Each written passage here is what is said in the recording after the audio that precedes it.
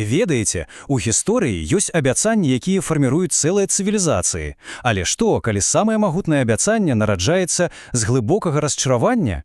Вось сёння мы паглыбімся менавіта ў такую гісторыю, старажытную надзею на ідэальнага кіраўніка, якая ўзнікла літаральна з попелага разбуранай дынастыі. І гэтае пытанне, па сутнасці, у самым сэрцы нашага разбору. Бо менавіта ў тыя моманты, калі здаецца, што ўсё страчана, калі абяцанні міру і справядлівасці аказваюцца пустымі словамі, нараджаецца самая моцная, самая непахісная надзея. Давайце разбірацца, як так атрымалася. Такім чынам, з чаго ўсё пачалося? А пачынаецца наша гісторыя з сімвала поўнай няўдачы, з таго, што павінна было стаць магутным дрэвам, але ператварылася ў мёртвы пень. Усё пачынаецца з чалавека па імені Іісей, бацькі таго самага вялікага цара Давіда. Прарок Нафан даў Давіду проста неверагоднае абяцанне ад Бога. Яго каралёўская лінія, яго дынастыя будзе кіраваць вечна, прыносячы народу адзінства і мір. Гэта павінна было быць як велічнае, моцнае, пладавітае дрэва. Але рэальнасць аказалася зусім іншай. Нашчадкі Давіда адзін за адным проста не змаглі выканаць гэтае абяцанне. Замест міру былі войны, замест справядлівасці – карупцыя. І тое вялікае дрэва каралеўскай дынастыі, здавалася, проста засохла і ператварылася ў нежывы пень. Уся надзея была разбітая. І вось тут, у гэты момант поўнага, татальнага расчаравання, прарок Єсая кажа нешта неверагоднае. Ён кажа: «Паглядзіце на гэты мёртвы пень, на гэты сімвал няўдачы. Менавіта з яго, з гэтых засохлых каранеў, Бог узросціць новы, нечаканы парастак. Надзея адродзіцца там, дзе яе чакалі менш за ўсё». Ну добра, дык якім жа будзе гэты новы кароль? Што зробіць яго такім асаблівым? Ісая малюе нам яго вельмі падразны партрэт. І паверце, ён радыкальна адразняецца ад усіх сваіх папярэднікаў. На гэтым каралі будзе спачываць дух Гасподні, і прычым у сваёй паўнаце. Ведаеце, у Бібліі лічба 7. Гэта вельмі важна.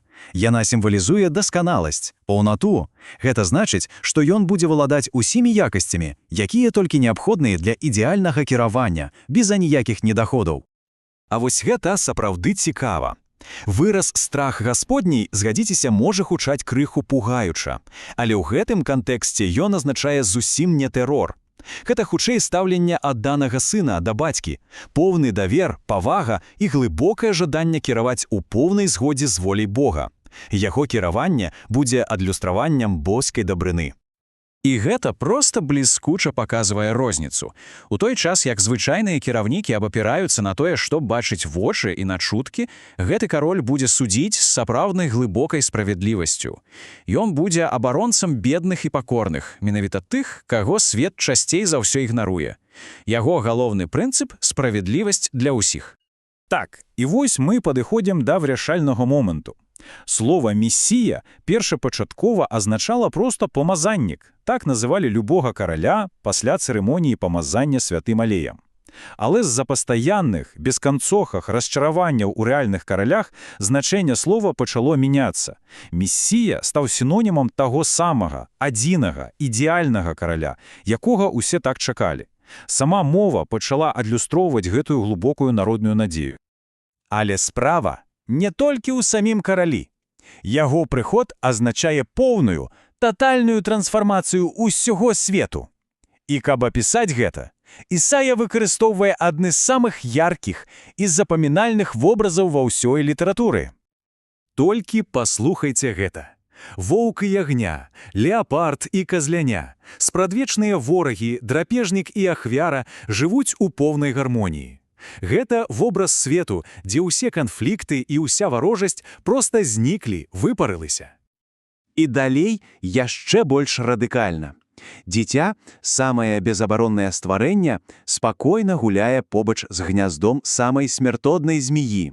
Это образ абсалютнай бяспекі свету, дзе няма месца ні злу, ні карупцыі, ні небяспецы. Ну, вядома, Ісая тут выкарыстоўвае метафору.